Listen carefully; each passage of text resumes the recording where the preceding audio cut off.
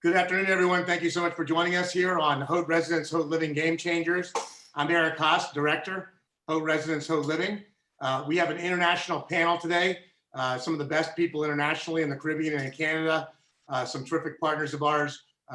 As a lot of you who have watched us from week to week, we've had a lot of top agents on across the country internationally. It's been a really wild ride the last year or so with COVID, but amazingly, international real estate and domestic real estate on a luxury level has really soared in the last several months, and it looks like it's continuing to do so, but it's changing on a weekly basis. So we have a great list of panelists today that are going to join us. They're great partners of ours. They're the top in each market that they're in, and they can give some terrific insight into what's going on internationally and what the prognosis is moving forward internationally in the Caribbean, in Canada, and beyond. So let me go ahead and introduce everyone. First, we have Kevin Krieger joining us from Canada, the only area that I believe is cold. I'm going to guess below 32. Yes, definitely. Very cold today. Is it below 30? It's snowing? It's not snowing today, but we have had a fair amount of snow the last couple of weeks. All right. Well, that's you guys are so used to snow that that's not a bad thing. We've had a pretty mild winter this year, but yes, definitely used to snow. Well, the U.S. just got rocked across the whole country with ice. Saw that. Yeah, We all saw that. Even down. Crazy, yeah. Yeah, the guys in the Caribbean aren't too worried about that situation. Eric, I'm not gonna lie. The last week has been extra cold for some reason. We thought the American weather was coming down. We were all getting scared. Kevin sent you a gift of some of the ice. For about a day. Kevin sent you some of the frozen pond gifts. Just to introduce Kevin real quick, he's the #1 broker in volume with Johnson & Daniel, Royal LePage, and Kevin. Okay, I will let them know that that's what well, we're actively, everybody's actually actively chasing her down. Hi, April. Okay, Hi, thank April. you so much, madam. Thanks. We have Bye. a surprise guest. Hey, bro. April, I think you're still on. Can you go tell April? She had her volume still on? It was April, I think. Oh. All right, we had a surprise guest, but we're back. Any female voice I know is someone else because we have all males, right? So There you go. all right, we're back. We're back. Kevin, also, I didn't realize you had a background in design from previously, and we worked your way up to being top 1% in Toronto, which is an incredibly challenging market. And also, of course, I know you're very active internationally with other markets, Asia, Europe, and US as well. So we look forward to your insight. I know you were on a few months ago. We look forward to the update of what's going on in Toronto and globally. Thanks so much. We also have on us, of course, the dynamic duo, the second time they were on with us, the highest energy guys we've had on as of yet. Certainly if Everybody, pleasure to be here. Thank you so much for having us. Welcome from Antigua and Barbuda. Craig Ryan and Justin White. Yeah. You guys are the founders and broker owners, of course, of Anchor Antigua with Christie's, and you've been top performers for a very long time in your market in the Caribbean. Also, I know you guys have a lot of ties to the U.S. and other areas as well. You guys had a lot. Last time we talked, things were like just opening up, right? Yeah, I think it was July last year. Last time we spoke and had our interview, and things were just opening up. They've been open ever since. Airports are open, things are open, and here we are. I mean, I feel like we've been talking about safe haven real estate with you for about a year now, and now we're actually realizing how that is coming into full effect as we speak. I think the rest of the world is starting to realize the value of a safe haven with regards to real estate as well. So anything we can do to help, I'm glad to be here with you again.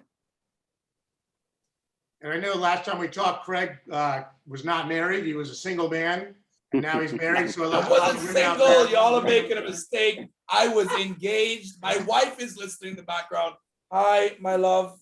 So yes, I'm happy to be married at this point. And yes, guys, it has been a blissful last 6 months. And yeah, I can tell you, life in the Caribbean married at this point in time, COVID has been amazing. I can tell you that based off of being able to go out, still have a quality of life. Can you tell that his wife's in the background? Can you tell that she's listening?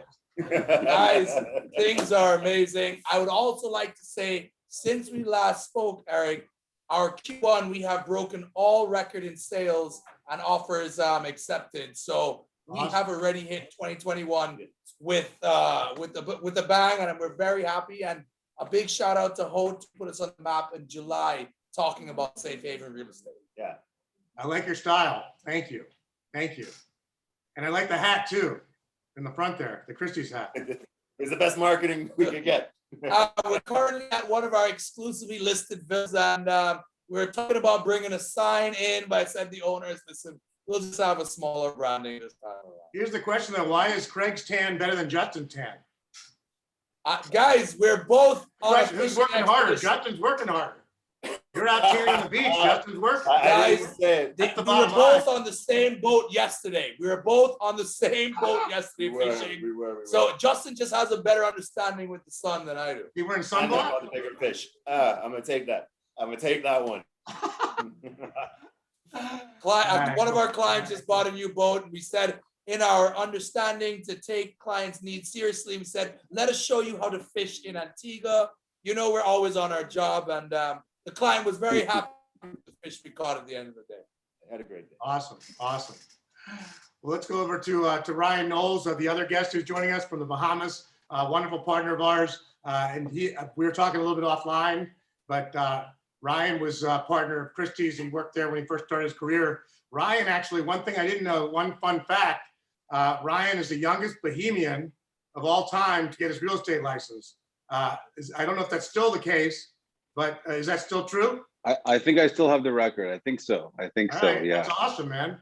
Yeah. That's awesome. So how old were you when you got that? I was 19 years old. Wow. All right, 19 very years cool. old. I know Yeah, you were 2007. 97. Okay, very cool. No, 2007. Oh, 2007. 2007. Okay. Yeah. So, all right, that was about 14 years ago. So he got his driver's license at 18 and then real estate license at And 19. then the real estate at 19. Yeah, it's kind of how it goes. You know? Congratulations on Yeah. that. But you As went to an college. island person, we can rate that very much. But you went to Thank college you. in the U.S., right? I did. I just Yeah. I didn't yeah, I did a year in college in Florida and Yeah. realized it wasn't for me. So I went back home and ended up working at a hotel and then ended up getting into the real estate business shortly thereafter. So, and I kind of haven't looked back since then. Yeah, it looks like it worked out for you. Over 100 million in sales in your first few years, and working Yeah. with some of the top potential clients all across Bahamas. I know you have a great. I know you come over to Miami a lot. I don't think you're still here now, are you? I actually am still in Miami. Yeah. Oh, you are It's, still in Miami. I'm, All right, I'm a all bit right. I'm a bit embarrassed to say that, but I'm still here in Miami. That's all right. Well, there's a big connection with Miami, Bahamas. I know we were No, trying it to is. wake up. I was down and out myself for a couple of days. I'm back today. Yeah. But, Are you feeling okay? I'm feeling better. I'm feeling better. Okay, good. Yeah. Okay, good. I you know, when you get sick these days, people in your office don't want you to come back until you're sure that you know you don't have Yeah. anything real bad. So That you don't have anything. went to the Exactly. Yeah. doctor. Went to the doctor. Everything's good to go. I'm back in action. Everything good. But thank you. Yes. So Good. I'm happy where to does hear weather that. you got? How long are you staying in Miami for? I've been here since Friday, so I'm heading back tomorrow. I have a client going back in tomorrow? Bahamas who's waiting for me, so I got to go there and get back to work. Yeah. Awesome. Well, you're still working here, I think. I'm gonna guess you. There's a lot of work you do over here. No, still, it never stops. So you're always doing deals. You're on the phone. You're sending emails back and forth. You know, it never stops in this business. So Yeah. No, absolutely, absolutely. And I know you know now you're rock and rolling for this year. I've seen some of the stuff you're working on. It's amazing. So we look forward to getting your insight on what's going on in the Bahamas and also internationally with you as well. And I know this is your first time on with us, and Kevin and Justin and Krieger, it's their second time on with us. So looking forward to your insight. So let's start out with Kevin over in the coldest area of Toronto. Kevin, I know you were on previously with us, and things have changed quite a bit in the last few months. How's everything going right now as we hit 2021 in Toronto? And what do you project this year moving forward with COVID and how things are going now and how things are going moving forward? So it was certainly an interesting year last year with, all of the concern related to COVID and all of the shutdowns and sort of related regulatory changes. The interesting part is we had our best performance ever for our luxury sector. So for a lot of our clients, they own obviously in multiple jurisdictions around the world. Many of them had fabulous properties in Toronto, but didn't spend full time in them. And with the lockdown and the limitations on travel, everyone sort of reevaluated their home situation. So we saw the largest number of luxury transactions over $10 million our market has ever seen. In the single family home sector, but also in luxury condos. We've seen prices getting close to $3,000 a square foot for new condo projects. And we've seen a huge level of local demand. One of the interesting conversations in the Toronto market has been around affordability. Our government brought in a foreign buyer tax in 2017, and the idea was to sort of cool the market and make it more affordable for domestic purchasers. With COVID, we've had no international market here at all. So all of the demand's really been fueled by local buyers because people can't get into the country. And despite that, we saw obviously an incredible 2020. And looking at the start of 2021, we have properties where we've had 21 offers selling, $500,000-$700,000 over asking.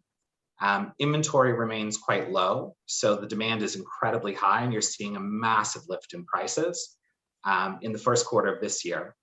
And that's really across all sectors. Smaller condos that are targeted more to investors certainly have had weaker performance. Our rental rates have seen a decline because we have no foreign students in our market, and we've had no immigration. Immigration is sort of a key factor in the Canadian landscape, especially in Toronto. So with the border closures, there's been zero immigration, which certainly has affected the rental sector, although luxury has been absolutely on fire. How is the inventory going with regard to the market right now, both single family home and condos? Is there an inventory issue?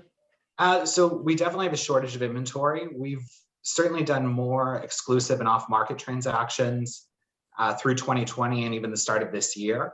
A number of top producers have created a sort of collaboration group. We had clients who were concerned about going to market, because they didn't want unqualified traffic. The other issue is they weren't sort of sure what the market was going to be like with all of the challenges associated with COVID. So we've certainly seen a large volume of luxury properties trading off market at really record price points. In Forest Hill, my office was involved in a transaction getting very close to $20 million.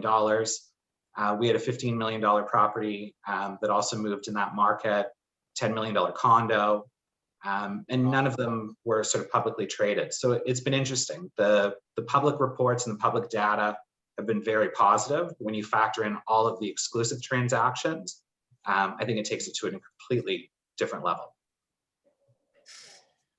And in terms of relocation, I know it seems like domestic has been very strong for you. International, I know you in the past you've worked heavily with Europe and Asia and other areas, and the US, of course. How is it right now internationally? I imagine it's challenging because of travel restrictions. It certainly is. My business has largely been domestic. So I'd say at least 85% of our clientele are either resident Canadians or Canadian citizens that may potentially be abroad. We've had a massive increase in terms of inquiries from Asia, a lot from Hong Kong with everything that's going on there. Certainly, we've had a lot of US interest as well. The dollar is certainly in a positive point right now. And obviously from Europe as well, a number of clients from Germany. So I think once our borders open, we're going to see a further lift. The pre-construction opportunities for luxury condo, because they're purchased essentially from plans, we're starting to see more increase on that end and people who are comfortable moving ahead sort of sight unseen, because it's sort of a more traditional end for that type of product. But in terms of the resale market, there's a huge amount of demand, a huge amount of interest waiting to sort of come into the market, but they're not looking to buy a $15+ million home without walking through it first. So I think once borders open, we're going to see a massive run over and above what we've already seen in our luxury sector, largely because of the sort of international understanding and perception that, this really is a safe haven. It's a market that's highly liquid. Inventory trades generally very quickly, regardless of price point. Inventory really has always been on the lower side. And, despite the 2008 market realities in other locations, we've only seen 1 year where there was a modest decrease in value. That was in 2018, exclusively based on changing government regulation. So generally, this is a market that is a growing international market. It certainly doesn't have the long-term foreign interest that a place like New York, for example, would have. But I think a lot of people see it in the same level, and that it has tons of opportunity, and it certainly has a lot of intrinsic value. Okay, terrific. Let's go over to Ryan Knowles in the Bahamas, where it's a little warmer than Canada right now. Although I know he's actually in Miami right now, but he's the Bahamas, Miami, Bahamas. Basically the same weather. Yeah, but yeah, so it's a little different from Kevin, actually, probably the opposite. So most of our interest comes from foreign buyers, right? Our market is driven by foreign demand. And what's been interesting during COVID is that we've had more and more people, especially from the US, looking for safe havens where they can shelter in place, isolate, get away from the lockdowns, get away from, especially this time of year, get away from the cold. A lot of them are renting, but we've also been finding that some of them are looking to purchase and actually move full-time to the Bahamas, to a warmer climate. We're very close to the US. We've got daily flights from Miami, from New York, from Chicago, from Charlotte, lots of different places. And they like that, it's English speaking. The dollar is on par with the US. So there's familiarity there. And, if you're coming from a place like New York, where real estate is incredibly expensive, you get a lot more bang for your buck in a place like the Bahamas. I know a few months ago, when I looked into things with regard to Bahamas, it was a little bit rough. I know things were shut down. I think they weren't even allowing travelers in from the US as late as I think October. But I know that's been lifted now. So how have things changed in the last few months, and how are things now with regards to travel from the US and from other areas, other restrictions, and what kind of challenges are you dealing with there? Yeah, so they shut down travel for a few months. There were still ways to get around it if you could travel privately, which many of our clients did. Since about October, they've lifted it. So now we have commercial flights coming in every day. It's not what it used to be, but we're at probably about 30 to 40% of our previous capacity. The hotels are still a little bit slow, but we're also finding that a lot of people are doing deals virtually. So we'll do a virtual showing. We'll show them either on Zoom, on WhatsApp, video, and they'll purchase sight unseen, and then they come down here after that. They bring everything that they need, and off you go. There aren't, especially for Americans, there aren't that many places where you can travel right now outside of the US. I think there's the Bahamas, there's probably Mexico. Antigua. Maybe Antigua, I don't know, but it's not like it used to be. So especially if you want to be close to the US, there's only a handful of places, and Bahamas is a great option, as is Antigua, of course. But I think it does help us a lot that we're very, very close, and it's an easy flight, back and forth. What do you foresee moving forward for the rest of the year? Do you think the restrictions are going to be still lifted, and is it a positive sign with regards to travel getting back more to normal, maybe? I think so. I think a big part of it's going to be the vaccine, to be honest with you. A lot of my clients are waiting to get the vaccine before they come back. Some of them have gotten the first shot. They're waiting on the second shot. So I think that's going to play a major role in it. I think once people have the vaccine and it's widely out there, they'll feel a lot more comfortable traveling, sort of getting back to their normal routine. At some point, it has to go back to normal. It's not going to stay like this forever. And I think we're getting towards, hopefully, the end of it now. And the market's picking up, and we've had a very busy first 2 months of the year, doing a lot of deals. Prices are very high, very strong. So I think that's going to continue for the rest of the year. And, you know, for us, we're a small country, so we don't have that much inventory. So if we have, you know, 100 people tomorrow who decide to buy a place in the Bahamas, that's going to have a huge effect on our inventory and our market and our supply. So I think we're in a pretty good position for the rest of the year. Yeah, that was going to be my next question. How's inventory? And is it more of a buyer's market or more of a seller's market right now? If you had to pick one or the other, what would you say? Or both? We're a buyer's market still, but it's starting to move towards a seller's market. I think it's trending in that direction. Yeah. Especially if it's a well-priced property, it goes very, very quickly. You know, very close to asking. And then on the new construction side, so anything that's new, brand new, you're finding that they're selling really, really quickly, and again, very close to asking price. So I think by the end of the year, we might be at the point where it's starting to turn into a seller's market. So it's safe to say right now that your advice to a buyer potentially in the US who's looking maybe to get in Bahamas, it's a great time to buy right now. Great time to buy right now. Yep, the market's definitely moving up. Inventory is limited. You know, there's only so much land, especially in prime locations. There's only so much beachfront left. There's a couple of really, really interesting projects that are coming on the market. So it's a good time. And, you know, interest rates are still very low in the US. So, you know, money is relatively cheap. If you have the chance, I would definitely jump in right now. What about tell us more about those projects. Anything you can share with regard to some new projects going on? Yeah, so we're involved with a project called Goldwyn, which is, if you know Bahamar, most people have heard of Bahamar. Yep. It's just down the beach from Bahamar. Okay. And it's got 78 hotel units and then 78 condos. So it's a hotel condo building, and it's about 12 months from completion. They're already basically halfway through construction. Oh, great. We have beautiful studio apartments starting from $500,000, going all the way up to a 5-bedroom penthouse for about $5 million in that project. And it's great if you're looking for a place that you can invest and, you know, maybe use it a couple months a year, a few weeks here and there. It's great. The hotel will manage the place for you when you're not there. So you benefit from the income, but you don't have to deal with all the management and the maintenance. And then they also have, on the other side of the property, they have a full condo where if you wanted to live there full time, you could live there year round, use it as your residence. Many of our Canadian clients and our European clients get permanent residency in the Bahamas.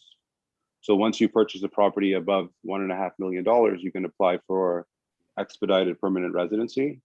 Oh, wow. And there are a lot of really good tax advantages for getting residency in a place like the Bahamas. Yep. And it just helps with travel, getting in and out and things like that. And so in addition to Goldwyn, I also have another project called Aquilina, which is probably going to be the nicest condo building in the Bahamas, probably maybe even in the Caribbean. This is going to be 27 units right on the water, all very beautiful, big, large apartments, starting from $3 million going up to about $10 million for the penthouse. And that one's going to bring in South Florida. Same developers. Same as the Aquilina. Different? No, different developer. Okay. Yeah, okay. Different developer, but equally as nice, I would say. Got it. And only 27 residences. So that one's going to break ground probably in a couple of months. Okay, cool. Yeah. Very cool. Well, so, speaking of safe havens for taxes, I know we'll go over the dynamic duo. I believe there's some tax benefits going on over there with those guys. So let's go over to Justin and Craig. Check in with you. How things changed since last time we talked. I know last time we talked, everything was just getting restarted. But it sounds like everything's good to go now with travel from the US and from other areas as well.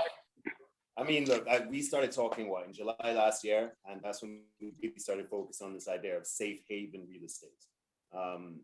It's not just a safe haven for financially secure investment, but we're talking about a safe haven with regards to what was happening in the midst of this horrible pandemic. Similarly to Bahamas, most of our business comes from outside of Antigua, especially in the luxury area.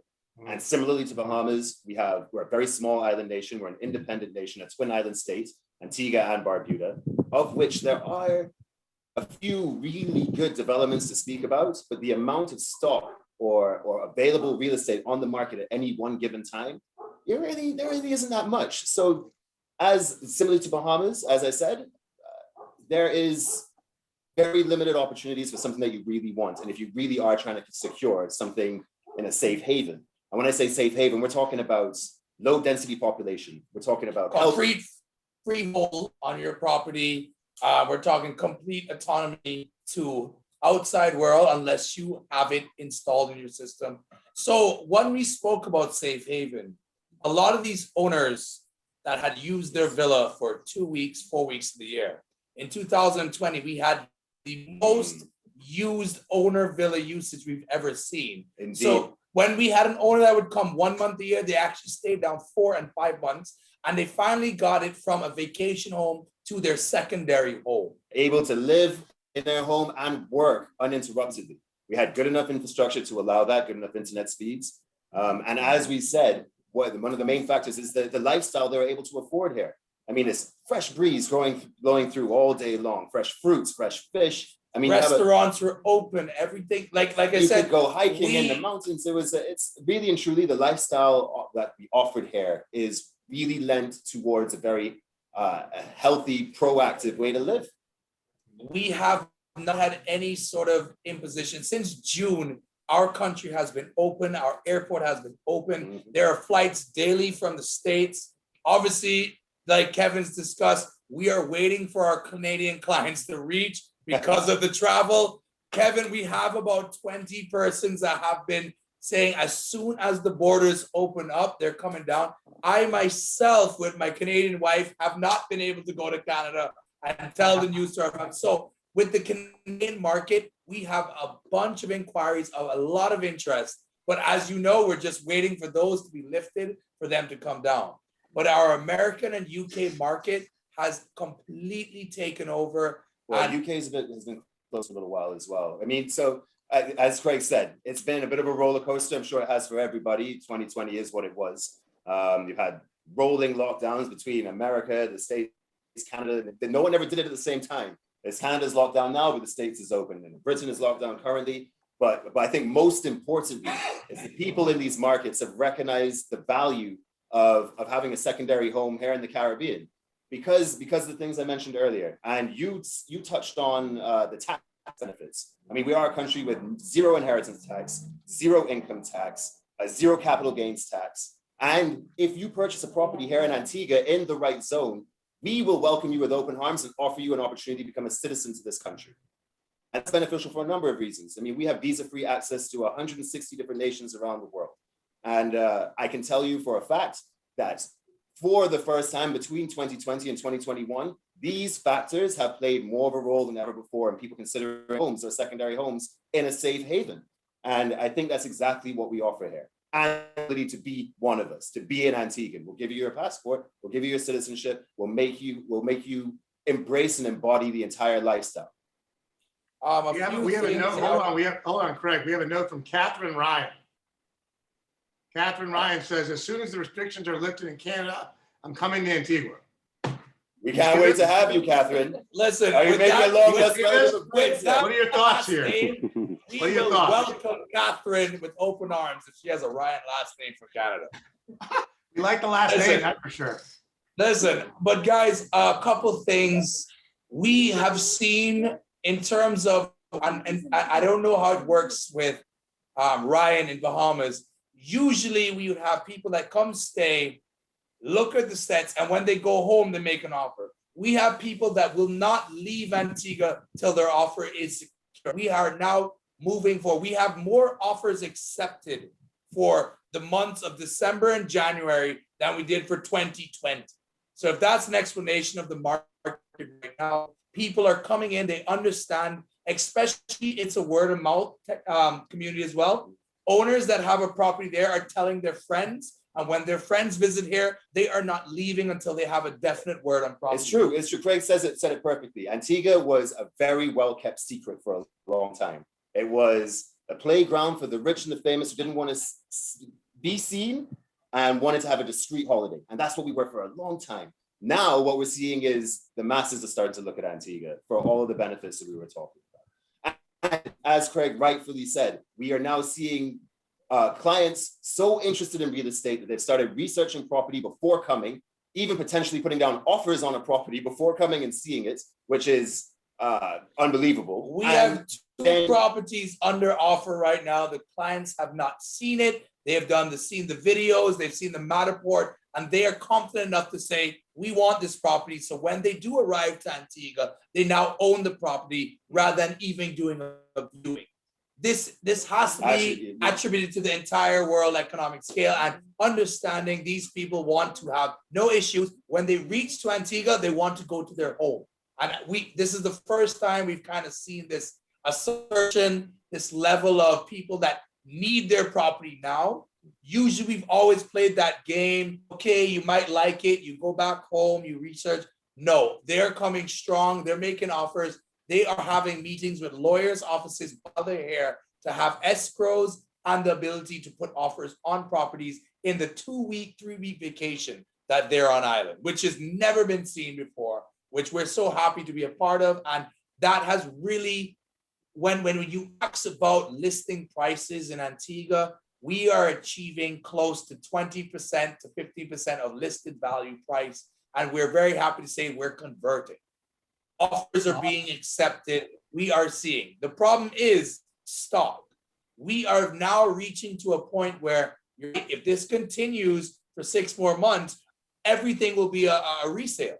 What we'd really love is a situation that Ryan has there, where you have really high quality developers building developments for the new influx of clients that we're seeing. And I mean, Bahamas is a little bit more advanced. It's a little bit more established than Antigua, but larger. And what we would like to see in the next few years here in Antigua is that trend that start to ripple down to these smaller islands, where we can attract the developers to create the products that the clients of someone like Kevin here would be interested to come and not just visit, but live in as a secondary option to their prime residence. Another note, Eric, and I'm very happy to say this. So from the time we came with Christie's in 2018, there's quarterly magazines. I'm happy to announce that every property that has been in our Christie's magazine for Antigua has either been sold or is currently under offer current.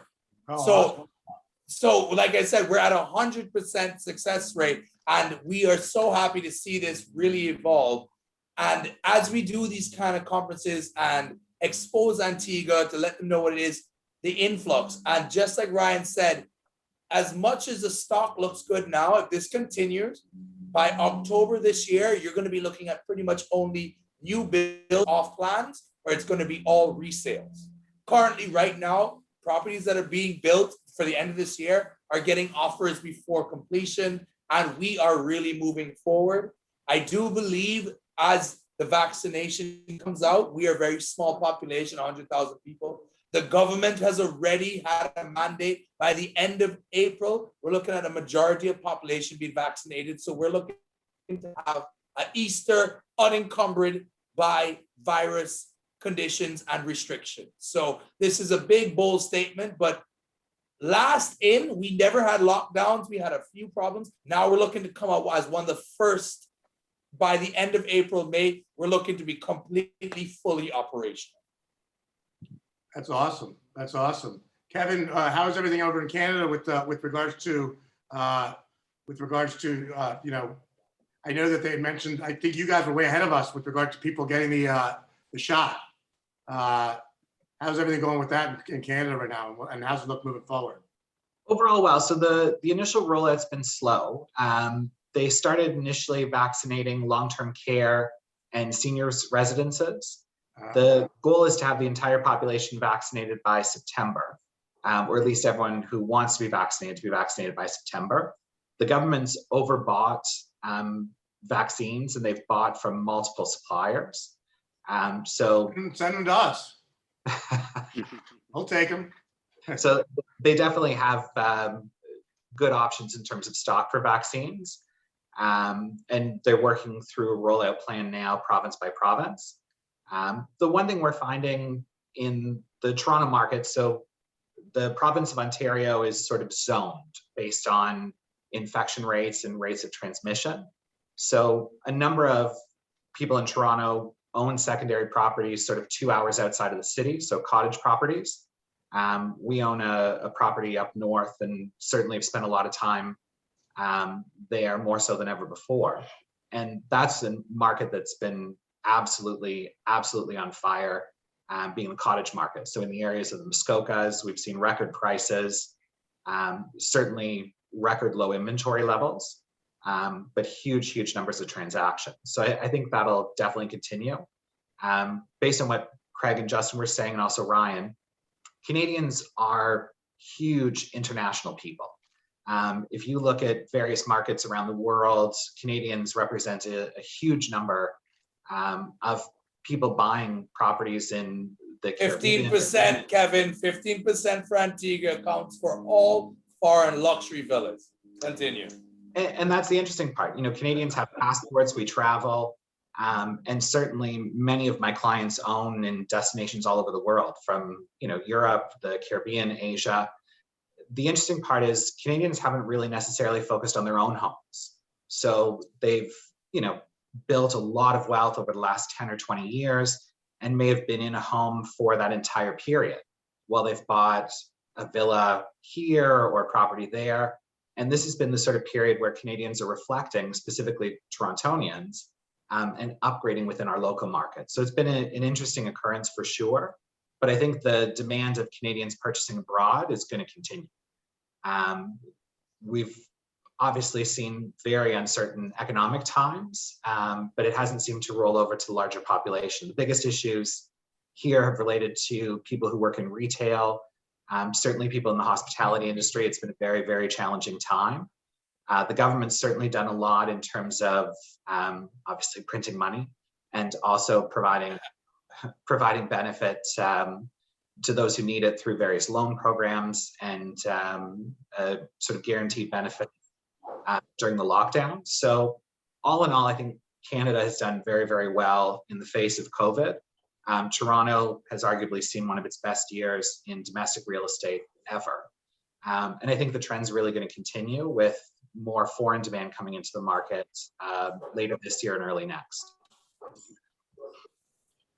You know, earlier you mentioned that there's been, the US seems to be an area that should be a big upswing for you guys, especially when you open up the borders. I know Toronto's for a long time has been a wonderful place to go to from people from the US, from New York and all over US, really, for a fun weekend or a fun week, or even invest in another property. It's an amazing place to go. And you know, we all know about the benefits of that, but what do you foresee the rest of this year, moving into next year, once the borders open up again and the restrictions kind of ease up, as a benefit for United States investors in Toronto and also Canada? Well, I think looking at the dollar for sure, the US dollar is not at par to the Canadian. The Canadian dollar is discounted to the US, so there's sort of automatic additional buying power there. With remote work, that's been the sort of interesting change in our market. People, you know, typically have lived in the center core of the city, went to work in the financial district, and haven't had as much ability to work remotely. I think looking at the number of corporate head offices in Toronto, I think you're going to see an element of corporate relocation occurring. You know, Canada certainly has a lot of benefits. Schools are much less expensive here in terms of sort of Ivy League universities. Huge diversity in our population as well. Obviously, our healthcare system is you know, second to none in terms of access and quality of healthcare. And I think the stability of the market, you know, looking at periods where we've seen huge market swings in value, Canada and specifically Toronto has seen upward growth, certainly at, you know, rising and slowing speeds, but the trend has always been upwards. I think a lot of that is reflected in, our pre-construction development, where 75% of units are sold before ground's broken. In terms of financing, we have, maximum loan to value ratios. And we're also seeing some of the lowest mortgage rates we've seen certainly in my lifetime. I basically just secured a mortgage at 1.69% on a 5-year fixed. Those are rates that we've not seen ever. And the general consensus is we're going to see this rate environment continue probably into 2022 and 2023, with money being almost free in a market that has perpetually gone up despite economic recessions globally. Toronto certainly is an incredible opportunity, especially for anyone coming in US dollars. It represents a really, really solid long-term investment. We also have a very stable rental market. We're a highly regulated market as well. So all of those things bode incredibly well for investors, which is why we're starting to see a lot more interest from obviously the US being our closest neighbor, but certainly from Europe and parts of Asia as well. Now, I know that the Raptors are playing, they're not allowed to play in Toronto right now, right? They're playing down in Tampa, I think. Yes. So I think you guys have some more restrictions than we do with regards to maybe bigger events. Is that the case? What's the reason they can't play in Toronto, and are they able to play later this year? At this point in Toronto specifically, Yeah. we're still in a period of lockdown, so we don't offer indoor dining. Okay. There's no large public events, and a number of people are sort of working from home as well. So the goal really is spread. We have a very, very large population. We're densely populated in certain pockets of the core. It is unique in terms of a major city in that within a 10-minute drive of the center core of the financial district, you can find a 75 by 150 foot lot with a spectacular home. So we have a very varied real estate landscape that way. Yeah. Our government has always been very cautious in all regards, and certainly in their COVID response. The population's been very much behind them. Yeah. No, that's smart. That's smart. So no indoor dining. That means you're sitting outside and eating in Toronto in the wintertime? So right now we're doing a lot of takeout. Yeah. And I've seen the pictures of those specialized heated bubbles you guys have, which looks amazing. I did see that online. I didn't know if it was real, but I definitely saw it. And it's really tables. It's really shown the entrepreneurial spirit of Canadians. Despite the challenges of COVID, despite the challenges of climate, we found a way to sort of be socially responsible in terms of stopping the spread of COVID, but still living our lives in sort of a very full and meaningful way. Yeah, no, absolutely. Absolutely. And I mean, we'll go back over to Ryan, and I'm sure Ryan can attest to this. We weren't allowed to eat inside. Now we can, but in Bahamas, I know, and I'm sure probably over where you guys are too, Craig and Justin, in Antigua, we were only allowed to eat outside in the summertime, but that was just like you are in the wintertime. It's like 120 degrees with 100% humidity. I mean, it was devastating. I'd rather eat outside in Toronto in the wintertime, honestly, I think. I don't know if you, Ryan, but did you try? No. For us, it's fine because we have the ocean breeze, right? You got the breeze, man. Yeah. You're fine. You got no worries at all. No, so indoor dining is still somewhat restricted. You have to have a COVID test, a negative COVID test to eat indoors. So it's allowed, but there's still a layer of restriction. But with the hotels open, they just want to be very, very careful and make sure that there's no spread happening with people coming in and out. So that's kind of how it is right now. Gotcha. You had touched earlier a little bit about you saying that people are actually buying properties from just looking online. Yeah, I just did a deal this week where the clients are from Canada. Speaking of Canada, from Toronto, and they haven't seen the property. We did a WhatsApp video showing. They saw it once. They made an offer and they signed a contract 2 days ago. Oh, that's awesome! Just from WhatsApp, huh? Just from WhatsApp. That's awesome. That's awesome. Yeah. So I was going to ask you what technologies you've seen. Obviously, Matterport and Zoom. Is there anything else that you've used that you maybe haven't used in the past, or is it just those are the main ones? Yeah, so we're doing a lot of Zoom. We do Zoom meetings with my team. Every week we do our sales meeting on Zoom. Yeah. For clients, definitely the Matterport, which, Matterport's been around for a while, but we're using it more and more these days for virtual tours.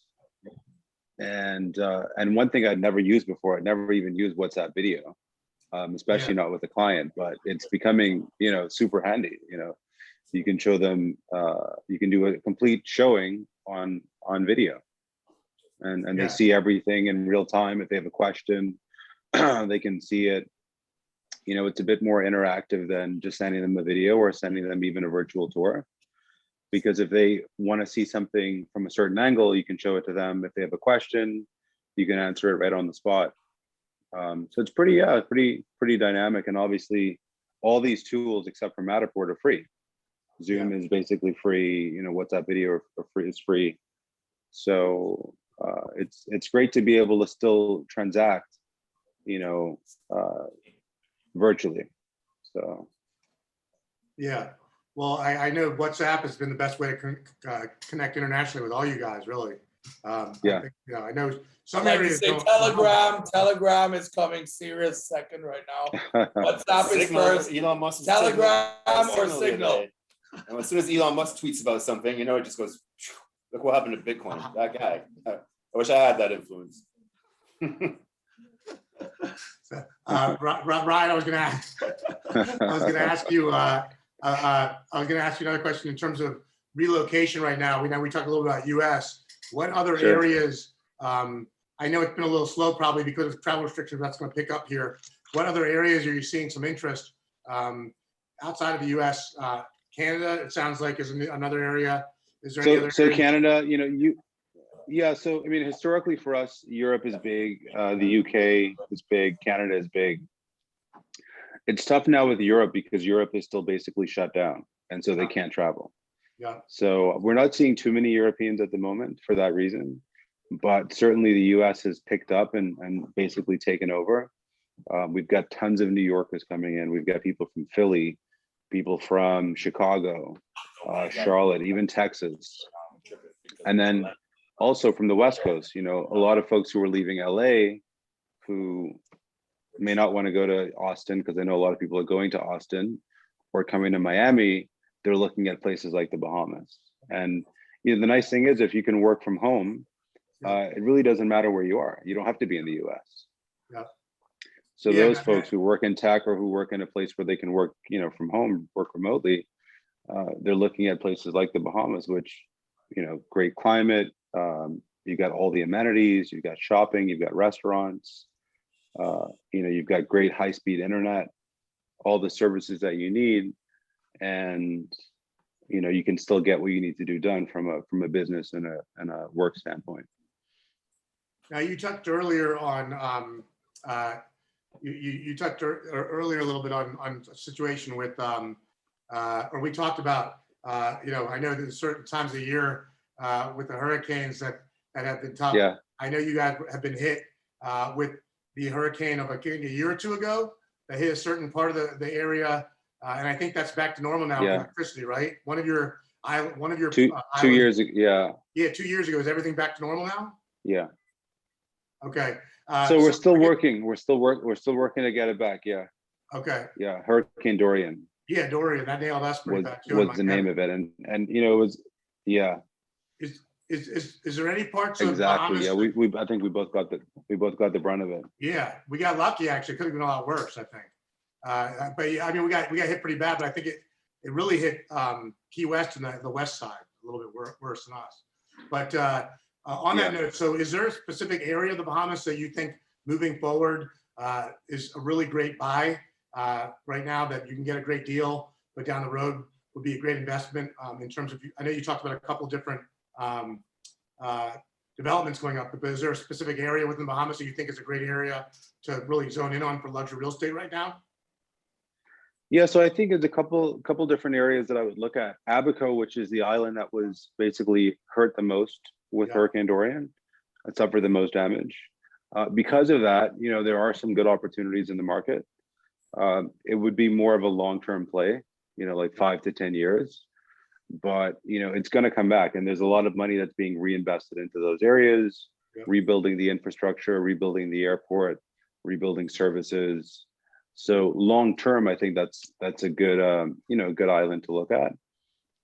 And then for me, probably my favorite island in the Bahamas is Eleuthera. So I don't know if you've heard of Eleuthera, but I've heard of it. it's Why is it your favorite island? so it just has a special feel to it. It's a bit hard to describe, but it has a really, really special feel when you're there. You've got accessibility from the US. So you have daily flights from the US, from Florida, from Atlanta, from a couple different places. It's super easy to get to. It's got some of the most beautiful beaches in the world. And the real estate hasn't really caught up to how nice the place is. So from a value perspective, you can still get really, really good value, for a place with a view, either with a view or on the beach.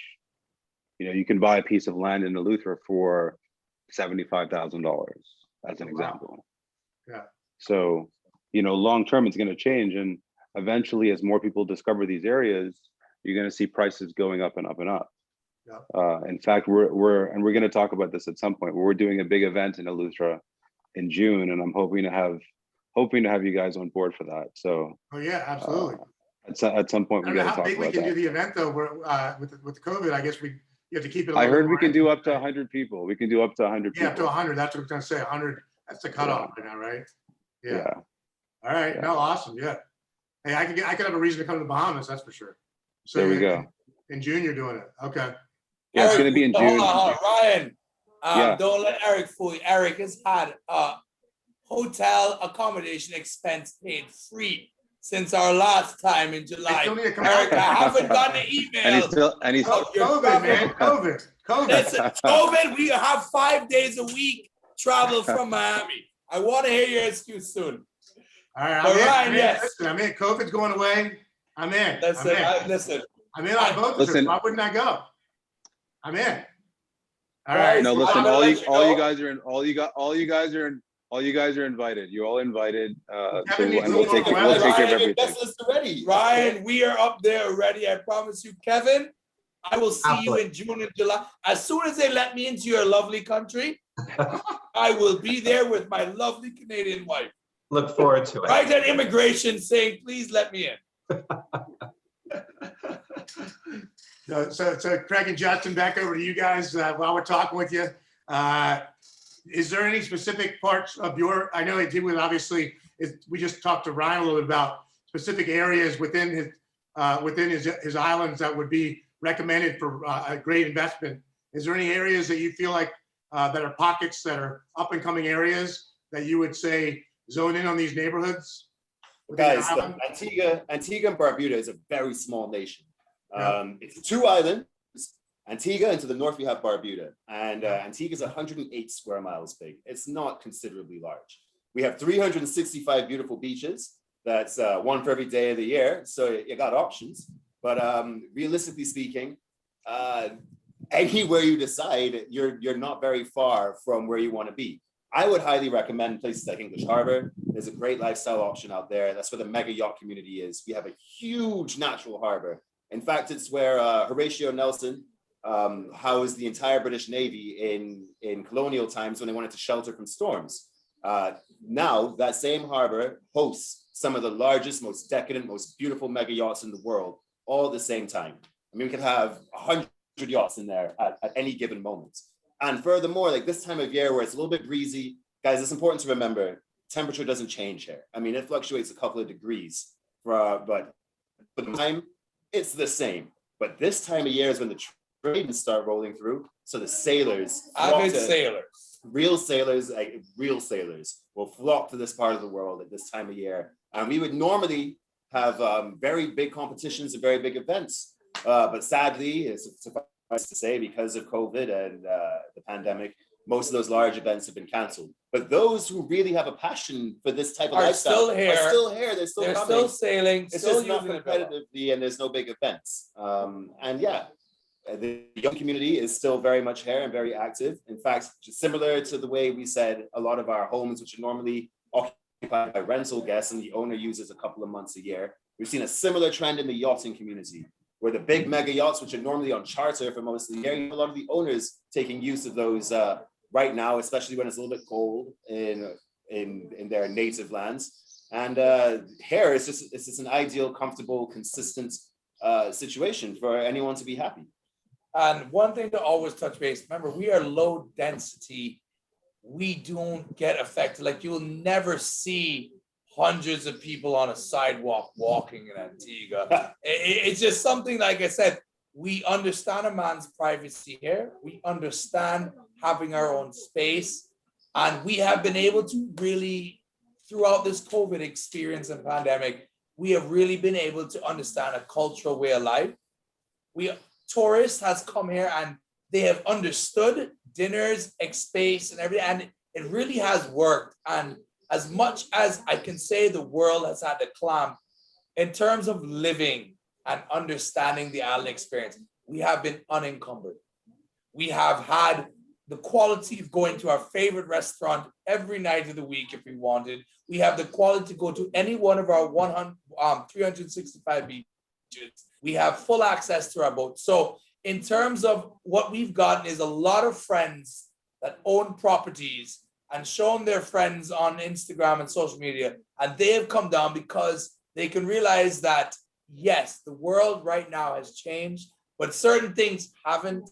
And one thing I could tell you with islands like Antigua, we've always been non-mainstream, non-commercial, which has now played into our favor heavily, where people can enjoy their Caribbean experience right now in Antigua, even amongst the most troubled and challenging time we've ever seen. I mean, a very good point that Kevin made earlier was what they've seen in Toronto was pretty much a shift from high density areas to low density areas. And you saw the value in those low density areas go up. Isn't that right, Kevin? You said something along those lines. All the cottages. Yes, Right. definitely. A lot of And people. I think you've seen a similar trend in New York, a similar trend in London. And Antigua has always been a low density place. So what we've really seen, the main change that we've seen this year from previous years is those who have the ability to make a luxury purchase and not rent it or not have it as a business investment. Those are the ones who are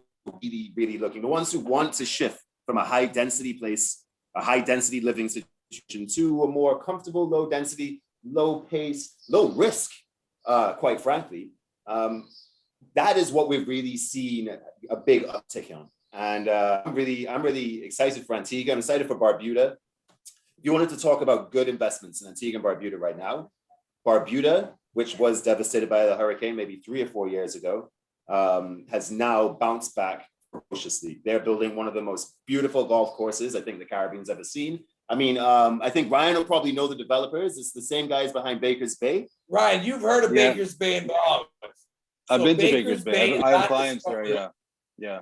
So they have now embarked on our sister island, Barbuda, and are doing one of the most aggressive residential luxury developments we've But- ever seen. Not just aggressive, guys. We're talking in perfect harmony with the natural environment that already existed there. Barbuda, traditionally speaking, was an eco-lover's paradise. Talking 16 miles of pink, sandy, empty beach, nothing there. Princess Diana used to love to frequent there because of its privacy, its seclusion, and we actually named a beach after We named the beach after Princess Diana because of her. that very reason. And now this group, Discovery Lands, or the ones behind Baker's Bay, are really Discovery building Land, something yeah. beautiful. Yeah. On top of that, we have this other development that we work quite closely with the sales desk there and the developers. It is Windward Estates. That's in the same English Harbor area I was telling you about, near the historic Nelson's Dockyard, which would be a World Heritage Site. And obviously you have all the buzzing lifestyle around the mega yachts and the sailing community that happens there, which is usually very seasonal, if I'm being honest. This would be our busy time of year. But analyzing the data that we've been looking at over the last few weeks and few months, we expect this summer to be busier than usual. Traditionally speaking, Antigua is not very busy in the summer. We're a winter destination. Snowbirds trying to get away from the cold. Great people like Kevin here trying to come down here and, shelter in the warmth. Kevin would have been here Kevin once should have been already. here. Yeah. Kevin, exactly. If he had an option to fly, Kevin would have been here already. So what we've seen is now that in about February, because obviously we've seen the world with the international understanding of lockdowns, we had an amazing December, January, started getting closed and closed off in February. Yeah, We're anticipating Easter based on all of our inquiries that they're getting vaccinated and they're going to start to travel. Greg's right. The most important factor here is the vaccination programs. We've seen it go off very successfully in the UK. They're doing a lot of vaccinations. And I think that's really what it's going to take to restore confidence to the traveling community. We just want to minimize the risk of something so serious happening to you for what should be a leisurely escape. And I will also add, our government has secured vaccinations for the entire population. We've already started to administer our first round of vaccinations. So we are anticipating that by the end of June, we are completely a vaccinated population that is completely open. And can once again be considered an absolute safe haven. Yeah, which we have taken pride. And I like I said, Eric, it's funny, in July last year, we were preaching the safe haven real estate. Yeah. We've seen it come into life. Every one of the properties I've sold in the last 2 years, the owners have come use their villa more than any other year. Because why? Why would I stay in a very densely populated area when I can come enjoy my villa? And what I've seen the difference is when they considered their villa just a vacation villa, we've seen them now say, wow, this is my secondary home. We always have a understanding in the market. A vacation villa owner uses it for 4 to 8 weeks a year. A secondary owner uses it from 2 months to 4 months. And everybody that we've sold a property as a vacation villa has now shifted to a secondary primary residence because they're now spending more than 3 months of the year. And they have been absolutely loving it. They have been, besides having a few upgrades, for example, the one big thing I've had an issue is every owner doing remote business needed an upgrade in internet. That was the one thing. But after they got the right bandwidth they need for their business, they have been living here for the past 3 months, happier than ever and feeling more happy with their investment. Before, when you use your villa for 8 weeks of the year, it's always been your vacation villa. They've transformed it a bit more into their home. We have a lot of villas owners sending down priceless art and all kind of extra things because why? They want those pieces of things when they're here in the comfort of their own home. So we've definitely seen the difference in buyer now saying, I'm looking to be in Antigua 3-4 months of the year when we're only ever looking to use the villa for 6 weeks. So we've seen a big shift and we're very happy to accommodate because honestly, our economy is so fragile. These people spending a couple more months in Antigua, that's our investment. Obviously, we're talking about trickle-down economy or economics. It makes a big difference down there. They supply so much more private chefs, money spent in the supermarket. So we do encourage this, and we've even had a government initiative called the Nomad Visa, that if you wanted to come to Antigua right now, 6 months to 1 year, unencumbered by tax or any issue, you can sign up for the Nomad Visa because we value how much and what they bring to the island right now. So a lot of great initiatives. The government really is pressing very much on working with foreign investors, foreign travelers. So we're happy to reach to a point that I've never seen so much owners in Antigua at the same time, which is a great feeling to have. I mean, Craig is right. He hit on something important there, which was the digital nomad visa that the government instituted a few months back. That's enabled, the government itself recognized the fact that we had something that was attractive, a low infection rate. We're an island surrounded by water. And as long as we can control the spread here on the island with some very simple protocols, mask wearing, sanitizing, contact tracing, if we can stay on top of that, there's a lot of desire to actually be here. There's a lot less risk involved. There's a lot of benefits to living here. So that digital nomad visa was a very, very good decision. A lot of people took it up and they were able to work, still generate income, work, whatever job it was. I met a wine distributor the other day who was working from home here. And I mean, sometimes it can be a little challenging with the time differences, depending on where your market is. But other than that, what we've seen is people opting for the lifestyle. And that's a very important factor I want to hit, is that before now, the Antiguan lifestyle really hasn't been focused on by the international community. And all of a sudden, your $15, $20 million penthouse at the top of some high rise in the middle of New York is a little scary when you can't even go in the elevator and touch the button without the risk of contracting a virus that could potentially kill you. Whereas here, suddenly a $2 to $3 or $4 million beach house with an acre of land, fruit trees growing, fish being caught off your dock, and you can work. I mean, it seems like a no-brainer. It's changed. And a lot of these nomad visas participants have now gone forward to actually offer to buy a property. So it does work very much hand in hand. You came here, you worked here, you rented a villa, you fell in love with the atmosphere and the culture, and they've now gone forward to purchasing. So the nomad visa initiative has been a complete success in Antigua. We have over a couple hundred people that work remotely in the world in Antigua, renting villas. Or living in a villa. Or living in a villa that they bought that is working. And we would never think this was possible pre-COVID. Great stuff. Yeah, no, absolutely. It sounds like things have come full circle since the last time we talked. Listen, full circle.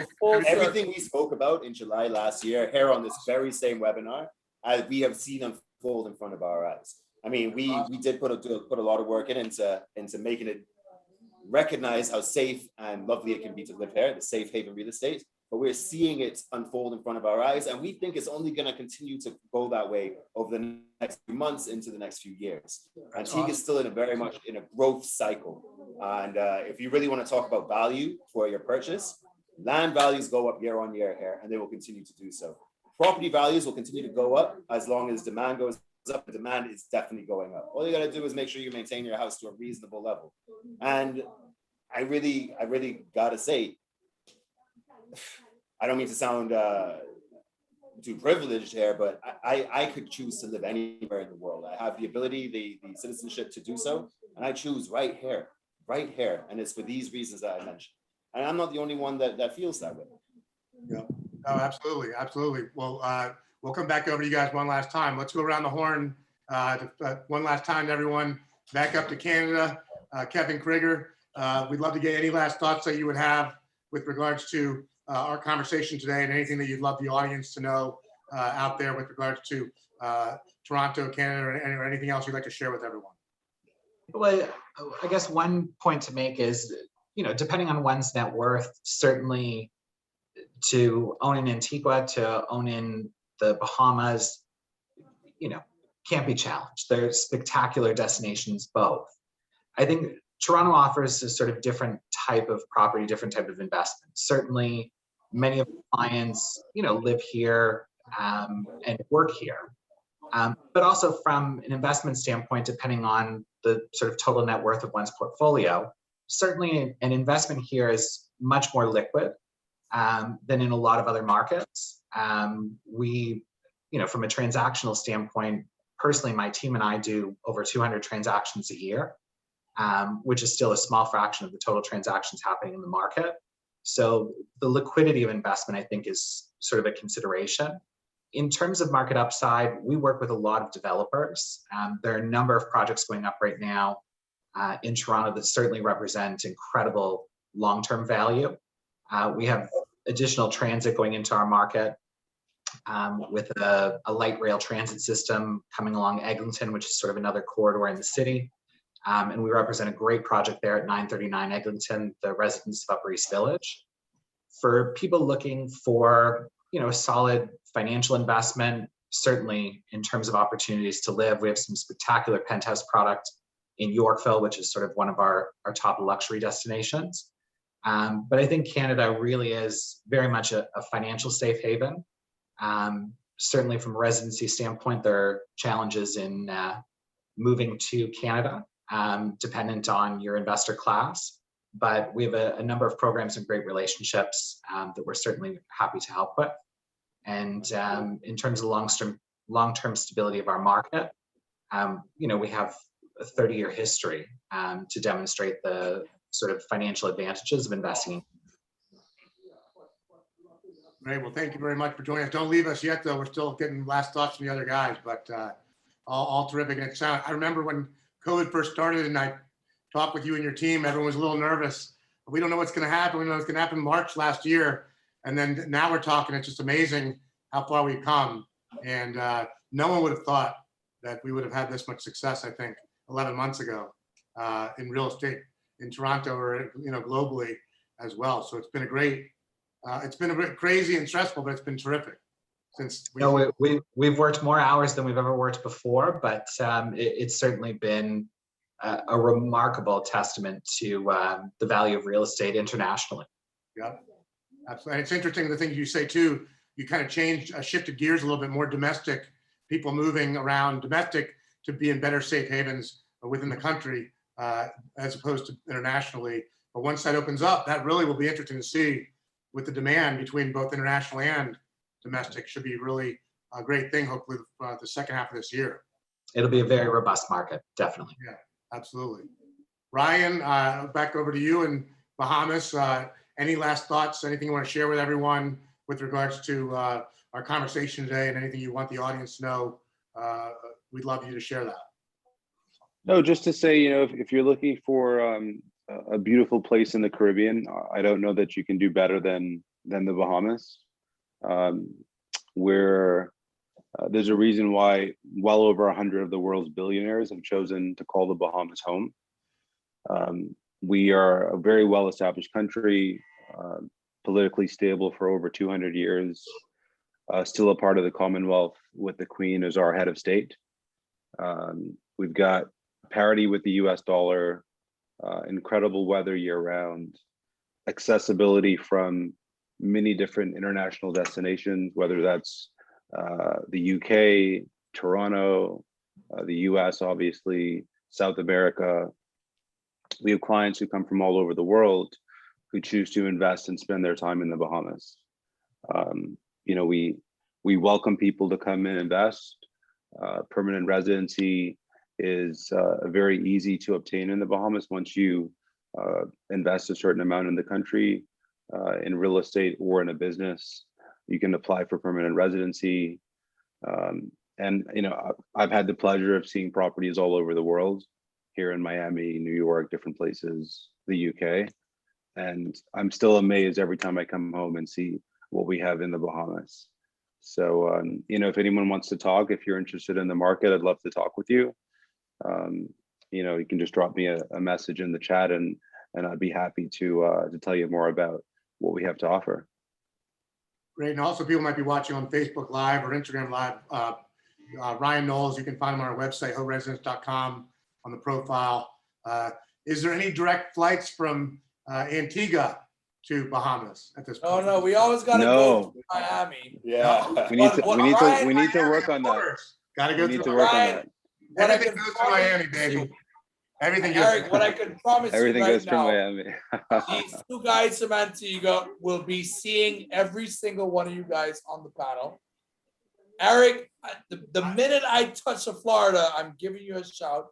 Kevin, I always have to come through Toronto to get to my wifey's lovely Western Canada. And Ryan, I have to be in Bahamas from about August or September. So I can promise you the Anchor team will be meeting the whole panel in person before 2021 starts. Craig is absolutely We'll right. get all you guys in Miami for a big event later this year that we do. Hey, I hope VIP list. Miami. I hope red carpet. I am looking for it all. I cannot even tell you the last time I've actually been to a nightclub due to COVID. So honestly, Eric, any event we are happy to be a part of. All right. It's on. That's the thing is that you guys are all from very established locations. Okay, like Bahamas, as Ryan like we said, 100 billionaires from around the world. Miami, Toronto, we're kind of the new guys. Okay, we are only just emerging as a potential luxury destination. And I can hand on my heart say I would love to talk to each and every one of you a little bit further, or anybody that you're connected with, to explain to them the benefits of Antigua, or even yourselves. Kevin, it sounds like you. It's a bit cold. It sounds like you could use a trip out here. Kevin, and have a look at what we have to offer. And if anything tickles Yancy, let us push it through to you, and hopefully we can get a foothold of people in Toronto looking at Antigua as a real option. I mean, the direct flights, you can get here pretty much. Yeah, we have 3 days a week. We have flights from Toronto to Antigua.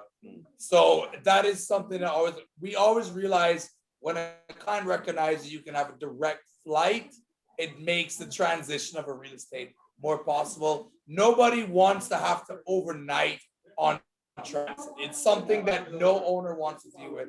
So from the time that we have direct flights, we always try to work very closely with that destination. So Kevin, please look out for my email for my group. And if everything goes well, vaccinations, I should be up in Canada from June. And then Ryan, I will be in Bahamas from September, God willing. All right, well, on that note. Sounds good. On that note, I'm actually gonna connect all you guys. We're gonna do an email after this. I'll connect all you guys. Thank you. And then we'll have the video. We'll do a full video on YouTube. I'll send to you guys as well. And definitely would love to have all you guys on again. We're missing Robert Greenwood. I invited him, but he didn't respond. I don't know. Is Robert? I love Robert, but honest, I've been trying to reach him the last 2 days as well. I think he's busy, man. I think this guy. I hope he's selling real estate. I think he is. When you can't, you miss a Haute living conference call. I hope you're busy. Kevin, just so you know, and Ryan, I don't know if you know Robert Greenwood. He's the Christie's broker owner for Turks and Caicos. Yes. Okay. Yeah. Okay. But so anyways, well, listen, guys, thank you so much. We've had an amazing group on today, very lively, entertaining. Craig and Justin, thank you so much. Ryan, thank you so much. Kevin, thank you so much. We really appreciate having you guys on. Thank you. This has been another edition of Haute Living, Haute Residence Game Changers, international version. And we look forward to having you guys on It's 5 o'clock somewhere in the world, gentlemen. 6 o'clock here, so. I'm not allowed to be doing that right now on air, but in a minute, when we're off air, you never know what happens. All right. Listen, guys, so See you guys. Eric, I'll look forward to the email. Honestly, Absolutely. thank you so much, other panelists.